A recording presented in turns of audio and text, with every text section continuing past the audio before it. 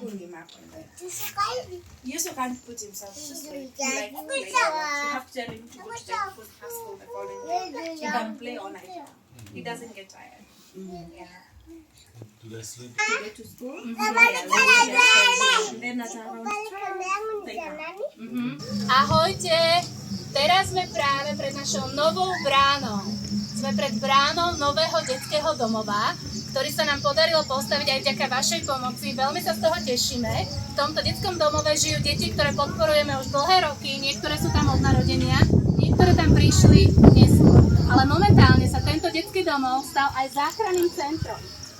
To znamená, že nám tu prichádzajú deti, nielen ktoré tu zostanú na roky, ale prichádzajú nám tu aj deti, ktoré tu budú možno mesiac, 2, 3, možno pol roka, možno rok.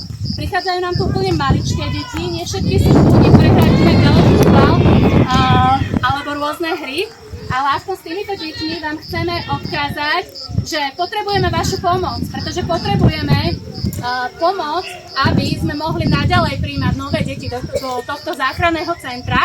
Deti, ktoré urgentne potrebujú ubytovanie, ktoré potrebujú starostlivosť, ktoré potrebujú začať chodiť do školy a ktoré potrebujú možno začať chodiť do škôlky, ktoré potrebujú strechu nad hlavou, ktoré potrebujú každý deň jedlo a láskavú starostlivosť. Pridajte sa k nám do programu Kidogo a pomôžte deťom, ktoré v tomto detskom domove zostávajú dočasne. A my vám chceme povedať...